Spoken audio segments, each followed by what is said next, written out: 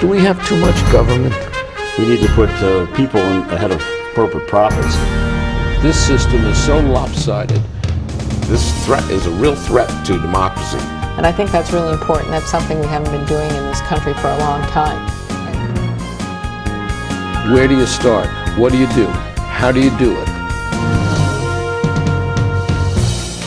Access to Democracy and other Eagan community television programming is supported by Thomson Reuters, makers of Westlaw Next and based in Eagan. Through Westlaw Next and other innovative online services, Thomson Reuters is the world's leading source of intelligent information for businesses and professionals.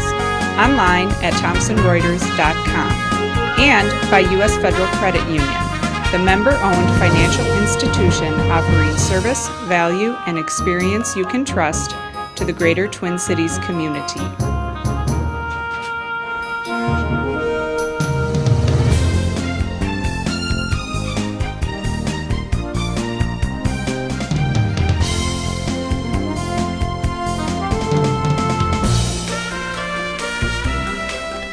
Welcome. Access to Democracy returns. We have a return guest. Very happy to see her. She has been here for, 7 or 8 months, I guess. Representative Laurie Halverson of 51B.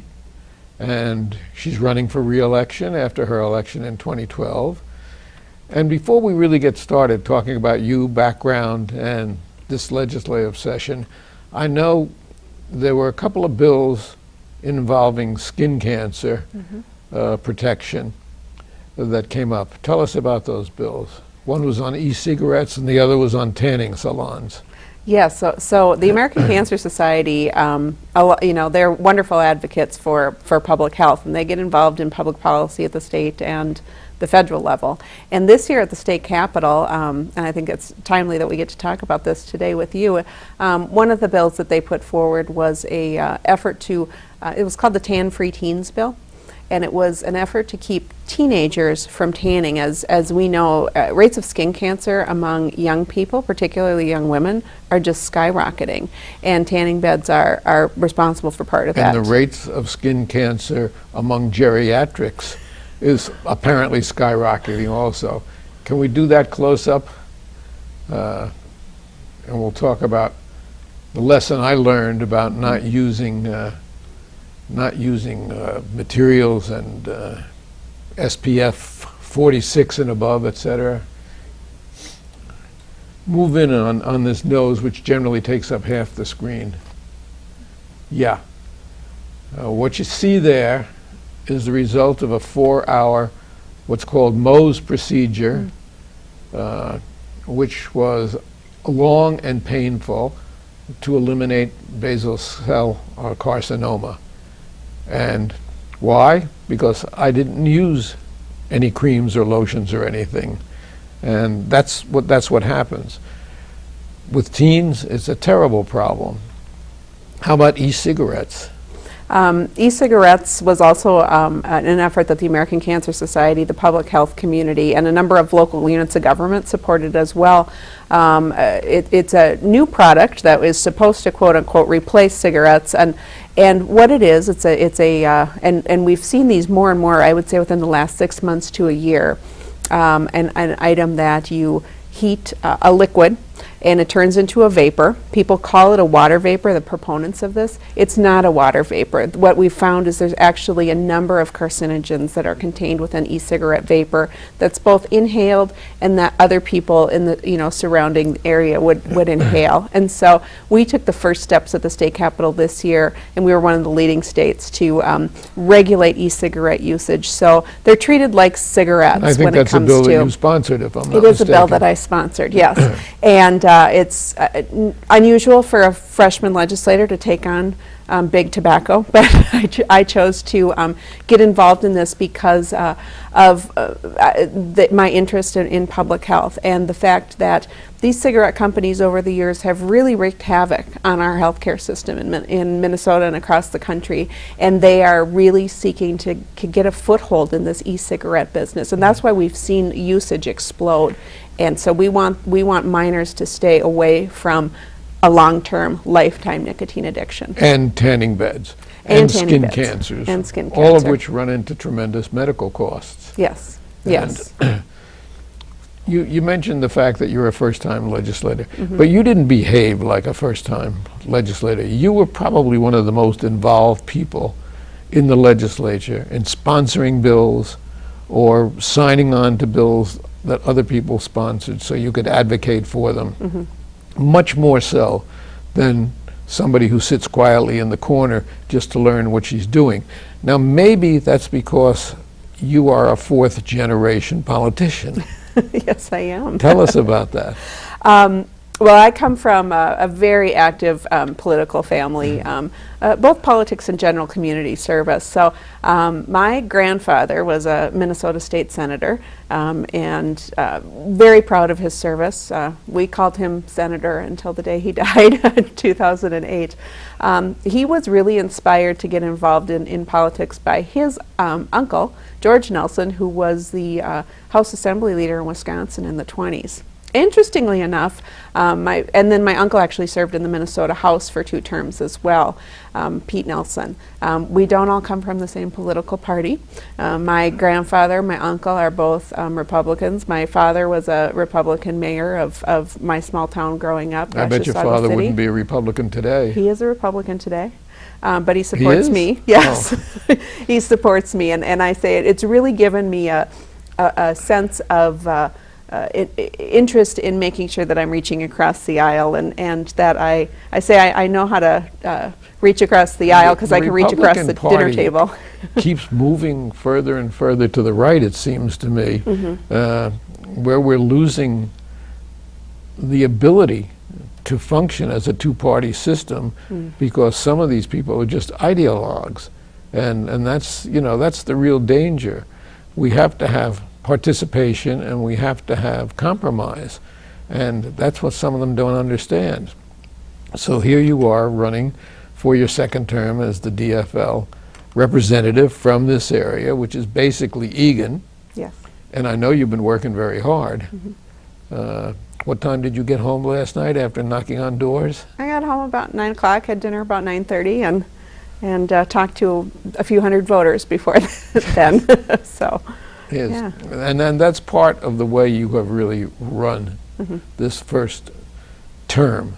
You've been so involved, as I said.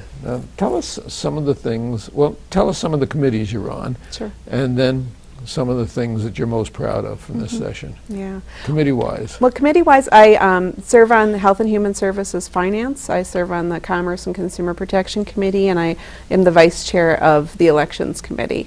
All of those committee experiences were absolutely fantastic. And I sponsored a number of bills, and the bills that I sponsored, you noted that I sponsored a lot of bills. It was really because of what I was hearing from the community, concerns that people were having. Without a doubt, one of my proudest moments this year was getting the Homeless Youth Act passed. We invested as a state a small amount of money, $4 million in 2013, added another $1.1 million to the base in 2013, and the impact that is having already is phenomenal. There's a new homeless youth shelter that's being built. They've broken ground in Brooklyn Park. And these interventions that we're spending just a small fraction of state money on is really going to make a difference in ensuring that kids are put on a path from risk to prosperity. So we're moving them out of those risky behaviors that might lead them to interact with the criminal justice system, that might prevent them from graduating from high school, that might prevent them from getting a college education. And we are directly intervening so that they're on a path to prosperity. And all of those things come back to haunt us budget-wise. Absolutely. Because down the road, whether they're in jail, in court, or anything else, the populace has to bear the burden of that. And if we can avoid that and get them on a good path, it speaks really to just logic. Absolutely, and that's why that particular bill had strong bipartisan support. My number 2 author on that bill was a Republican from a rural district. It had strong statewide support as well, because it's a problem that exists not just in the city, and that's why I wanted to take it on as a suburban legislator from a community that is considered to be fairly affluent. The fact is this affects all communities throughout Minnesota, and we are going to be a much stronger state and have better return on our investment. And for it's this one bill. indication, again, of how you crossed the aisle. Yes. Another thing, you haven't always voted with the Democratic Party. You've had matters where your own background or conscience have told you that you just don't vote a party line, which is to your credit as an individual. Thanks. You're looking out for your people, Yes. your constituents, and certainly that's happened a couple of times, and the party might not have been happy about it, but I think in retrospect, the population is happy about it. So. Yes, and that's one of the commitments that I made when I went up to the legislature. I heard consistently talking to Egan voters that folks were tired of the partisanship, the ideological divisions that drive people so far apart they can't even get in a room and talk to each other. And so I made a commitment to make sure everybody's voice in Egan was being heard. And so it did cause me to have to take some votes against my party. To our leadership's credit, however, they completely supported me in representing my district. And we have seen historically, particularly on the other side of the aisle, where folks have been punished for voting against the party. Yeah, there was a situation 4 or 5 years ago where 7 Republicans voted against the party position to pass a bill, and I'm trying to remember which bill it was. It was an override of a transportation bill. Right, the transportation override bill, of which governor was very veto. important. And the result was every one of them had a primary run against them, and none of them are in the legislature today, at least as Republicans. Correct. Representative Abler did survive. He was one of 2 that survived, essentially, that I like to call it a bloodletting in the Republican Party, and they lost leadership positions. They were essentially punished for their taking a vote for their community. And I really give our leadership credit with the fact that they understand that there are folks in the caucus that need to represent their community, and so I've been fully supported in representing my community. You've had some great campaign literature, which we keep receiving, and one of the things I noticed about it was that it talks about Laurie Halverson and what she has accomplished. It's not taking shots at the other side. It's not this hate or destroy, burn and destroy type of literature. And I give you credit for that, because I think that that's a much more positive approach and a much more intelligent approach.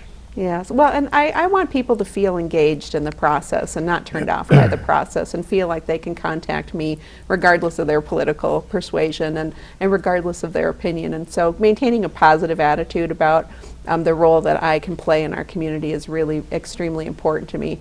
I think it also speaks to the kind of legislator that I want to be. I joke, for all the political roots in our family, we're essentially a bunch of Swedish farmers, and I like to say I legislate like a Swedish farmer. I put my head down and I get the work done, and it's not about the theater for me. How about all-day kindergarten? Fantastic policy.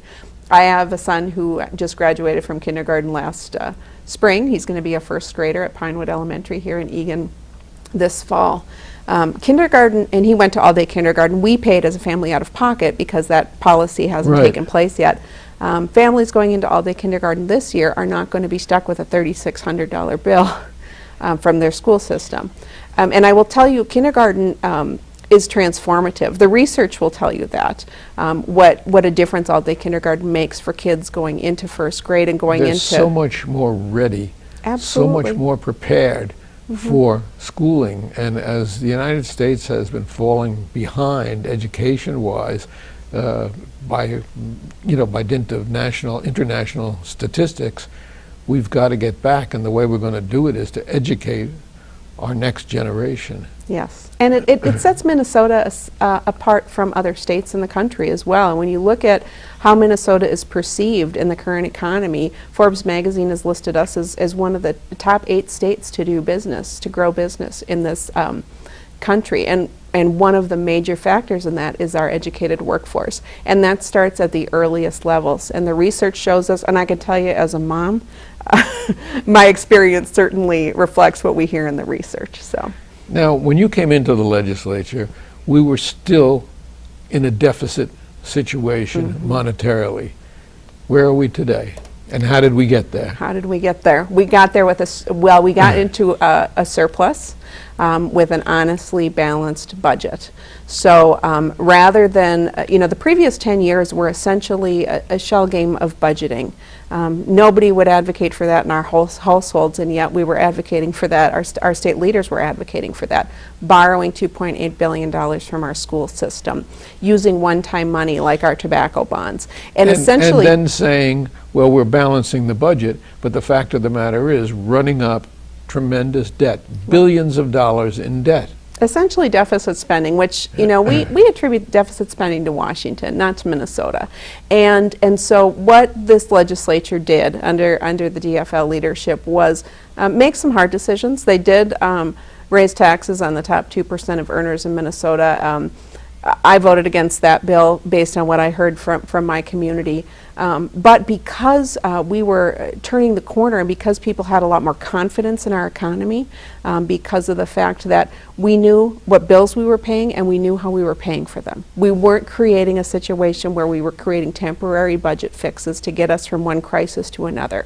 Our goal as a legislature was to balance this budget 2013, 2014, 2015, 2016, 2017. And we're projected to have a structurally balanced budget through 2018, which is pretty impressive. It's something we haven't seen in more than a dozen years in Minnesota. So, and that makes a big difference. Absolutely, and it helps our businesses plan. It helps. Voted for the repeal of some things like the warehouse tax. Yeah. Were you a sponsor of that bill? I sponsored the repeal of one of the 3 business-to-business taxes, which was the warehouse tax.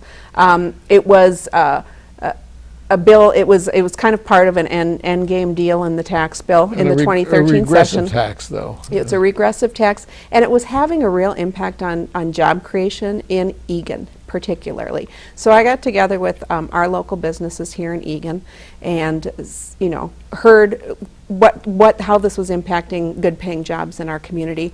Made a plan, worked with the governor's office, worked with the speaker's office, and made a plan to repeal that warehouse tax. The 3 business-to-business taxes essentially all went away.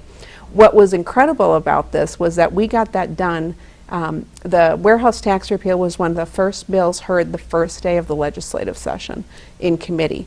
And by the end of our first week in the legislature, we had a bill ready to go to the floor to repeal those taxes. So we didn't play politics with that. We got it repealed and got that work done before that tax went into place. And I'm really proud of that because people told me that couldn't get done, and we got it done. And you got it done. Now, you have a background in healthcare. Yes.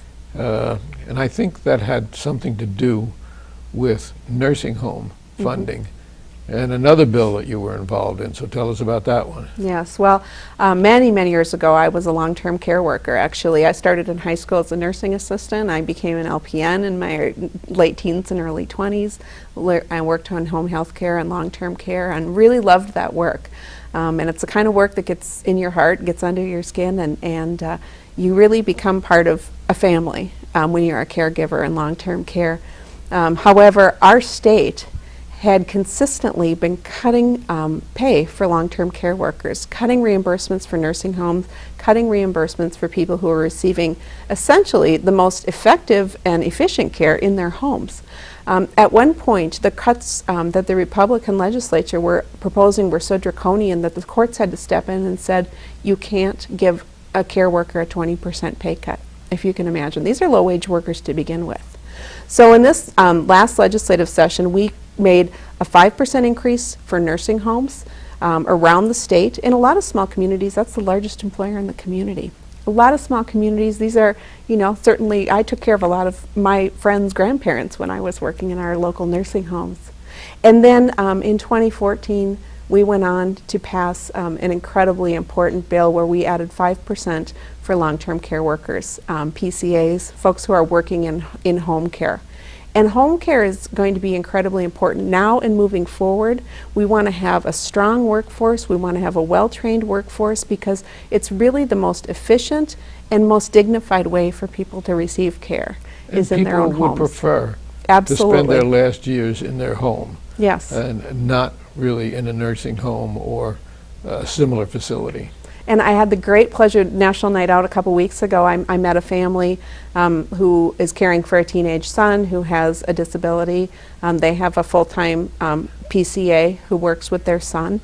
And the joy that they had in getting to say thanks for the increase in their reimbursement, which essentially is an increase in pay for their long-term care worker, which is essentially a guarantee that people are going to be able to stay in those kind of jobs and not have to go and find a job in retail because it pays more.